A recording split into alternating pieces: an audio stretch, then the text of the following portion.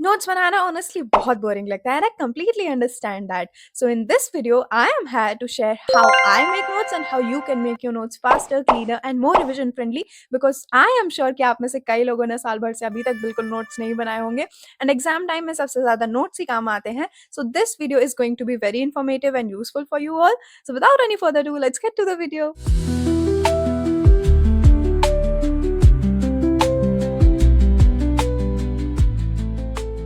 Okay, so the first thing that you have to do is being more effective while you're making notes. आपको कम से कम time में अपने notes बनाने हैं because अगर आप पूरा टाइम लिखने में ही वेस्ट कर दोगे, पूरा टाइम नोट्स बनाने में वेस्ट कर दोगे, तो आप रिविज़न कब करोगे, आप क्वेश्चंस कब सॉल्व करोगे बिकॉज़ एग्ज़ाम में ऑब्वियसली बहुत कम टाइम बचा है। तो टाइम को कम करने के लिए what I do is I reduce my resources. I only use 1 notebook पर सब्जेक्ट और जब मैं एक ही नोटबुक एक सब्जेक्ट के लिए यूज़ कर रही हूँ, तो मैं ज़्यादा ऑर्गनाइज़्ड रह पाती हूँ, मेरे दिमाग में ज़्यादा कन्फ्यूजन क्रिएट नहीं होती है।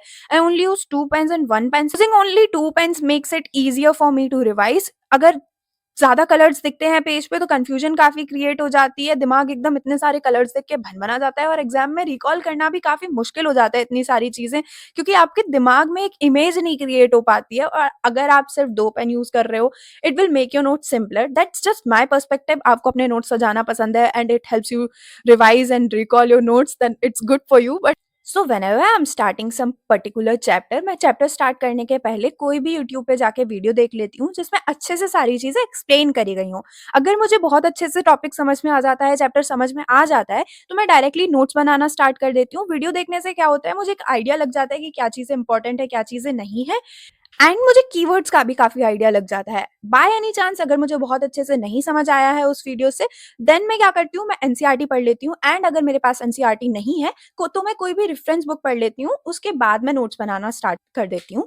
अगर आप मेरी तरह बुक पढ़ के नोट्स बनाते हो, then what you can do is read a small portion.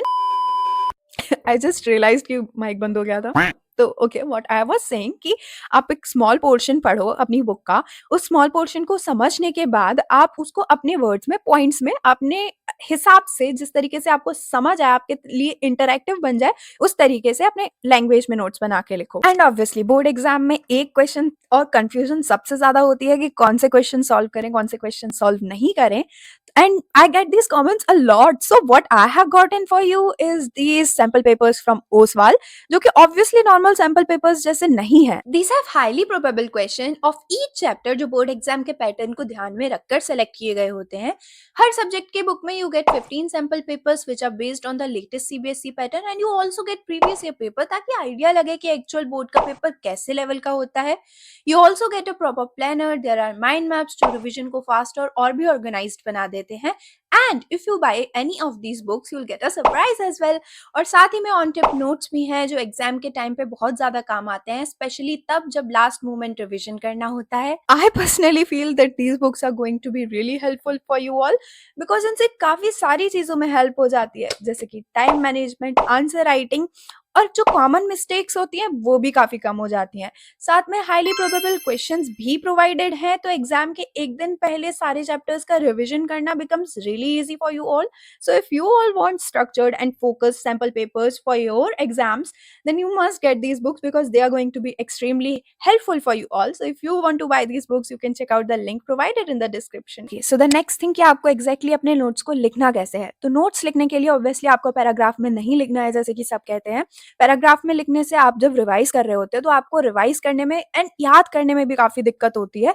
तो आपको अपने नोट्स को पॉइंट्स में लिखना है एंड मेक श्योर कि आपके पॉइंट्स 1-2 लाइन से ज़्यादा ना हो। जब ऐसा होगा, आपके नोट्स में कीवर्ड्स इंक्लूडेड होंगे, आपके पॉइंट्स में कीवर्ड्स इंक्लूडेड होंगे, तो आपको याद करने में, रिवाइज करने में और एग्जाम टाइम में रिकॉल करने में अगेन बहुत ज़्यादा ईजी होगा। एंड हमारे स्कूल में जो टीचर है वो हमें स्कूल में ही नोट्स लिखवा देते हैं, तो हमारे लिए काफ़ी हेल्पफुल होता है। But the structure that they follow is कि वो सबसे पहले intro, then definition and explanation, उसके बाद examples, keywords, key points, features and exactly what that thing is about and then end में पर्टिकुलरली समरी। तो मेरिट्स एंड डीमेरिट्स ऑल्सो। तो इससे क्या होता है, उस टॉपिक से रिलेटेड कोई भी चीज़ छूटती नहीं है जो एग्जाम में आ सकती है। इन पॉइंट्स में सब कुछ इंक्लूड हो गया, तो ये मेन हेडर्स बना के आप अपने नोट्स को बना सकते हो। Okay, so the next thing, आपको अपने नोट्स को फैंसी बनाने की बिल्कुल ज़रूरत नहीं है।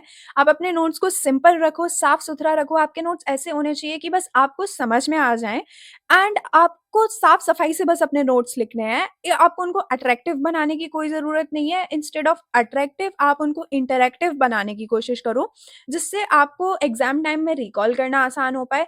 इंटरैक्टिव बनाने के लिए what you can do is include diagrams, you can make mind maps, you can make flow charts. इनसे क्या होगा, एग्ज़ाम के टाइम जब आप रिवाइज़ कर रहे होगे, तो बहुत आसानी से आप रिवाइज़ कर पाओगे, जल्दी-जल्दी रिवाइज़ हो जाएगा बिकॉज़ उनकी एक इमेज दिमाग में क्रिएट हो जाती है और एग्ज़ाम जब आप लिख रहे होगे, तब आपके लिए रिकॉल करना भी आसान होगा।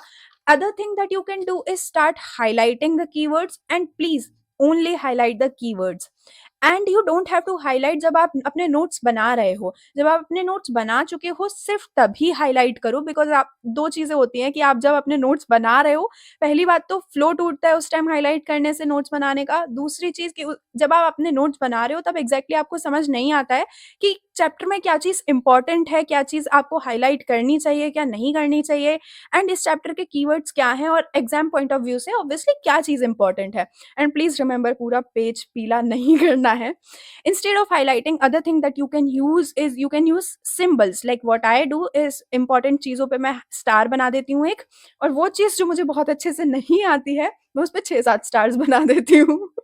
Yes, so you can try doing that. मतलब आप अपने हिसाब से अपने सिंबल्स बना सकते हो। मैं अपनी नोटबुक्स में कार्टून्स बना देती हूँ जो कि उस टॉपिक को एक्सप्लेन कर दें। मैं हिंदी में लिख देती हूँ अपने नोट्स में, तो they will really help you to make your notes interactive, जिससे कि आप एग्ज़ाम टाइम में रिकॉल और रिवाइज़ कर पाओ। अब जब पूरे वीडियो में मैंने 100 बार बोल दिया है कि रिवाइज़ करना आसान हो पाए, रिवाइज़ करना आसान हो पाए, तो रिविज़न करना कैसे है वो भी बता देती हूँ। रिविज़न करने के लिए व्हाट आई डू इज़ मैंने डोगेश भाई पब्लिक स्कूल खोल रखा है, जो कि बहुत अच्छा स्कूल है। इसमें मैं क्या करती हूँ, मैं अपने सॉफ्ट टॉयज़ को बिठाती हूँ और मैंने जो भी पढ़ा होता है, मैं उनको वो चीज़ पढ़ाती हूँ। बट अगर आपको ये चीज़ करना नहीं पसंद है, तो what you can do is you can sit in front of the mirror और आप अपने आप को पढ़ा सकते हो। अगर आपको वो चीज़ बड़ी अजीब लगती है, तो आप अपने दोस्तों को पढ़ा सकते हो। अगर ये दोनों चीज़ें आपको नहीं पसंद, तो आप क्या कर सकते हो, you can use the heading only method. आप इस मेथड में हेडिंग्स लिखोगे, हेडिंग्स लिखने के बाद आप उन हेडिंग्स को देखकर अपने मन से एक्सप्लेनेशन लिखोगे without looking at your notes. ठीक है? अगर आप एक्सप्लेन कर पा रहे हो, देन आप समझ गए हो। अगर आप एक्सप्लेन नहीं कर पा रहे हो, अगर आप किसी पर्टिकुलर चीज़ को रिकॉल नहीं कर पा रहे हो, then what you will do is just simply revise. इसके अलावा what you can do is use the summary method. आप समराइज़ करके लिख सकते हो चीज़ों को, और जब आप फिर खुद वही समरी पढ़ोगे या फिर जब आप अपने नोट्स रिवाइज़ करोगे, तो आपको रियलाइज़ होगा कि आपने क्या-क्या चीज़ें छोड़ दी हैं, क्या-क्या चीज़ें आपने अपनी समरी में इंक्लूड नहीं करी, क्या-क्या आपको याद नहीं है, क्या-क्या आप एक्सप्लेन नहीं कर पा रहे हो। Another thing that I do is not basically to revise, but जब मैं रिविज़न कर रही होती हूँ तब काम आती है। मैं जब भी अपने नोट्स बना रही होती हूँ, तो अपने नोट्स में थोड़ी-थोड़ी स्पेसेस छोड़ देती हूँ, ताकि जब मैं कभी क्वेश्चन्स लगा रही हूँ या फिर मैंने अगर डायरेक्टली वीडियो से देख के नोट्स बनाया, तो जब मैं बुक पढ़ रही हूँ, तो जो नए फ़ॉर्मूलाज़ हैं, जो नए पॉइंट्स हैं, जो मैंने ऑलरेडी अपने नोट्स में इंक्लूड नहीं कर रखे, तो मैं उन नोट्स में इंक्लूड कर पाऊँ उस खाली स्पेस में जो मैंने ऑलरेडी छोड़ के रखी है। इससे क्या होता है, नोट्स काफ़ी ऑर्गनाइज़्ड रहते हैं। अगर अलग-अलग जगह पे लिखोगे, तो ऑब्वियसली याद करने में, रिवाइज़ करने में काफ़ी हलवा मच जाता है। So basically it helps. Okay, so this was all for the video and please remember, notes आपके लिए ही होते हैं। Clarity matters, your the neatness in your notes matters. Perfection नहीं ज़रूरी है, आपके notes are not supposed to be perfect. वो ऐसे होने चाहिए that makes you want to study. That's it. Again, your notes have to be interactive, not attractive or to impress anyone. So yes, this is it for the video. Bye bye. I'll see you next time. Till then, happy studying.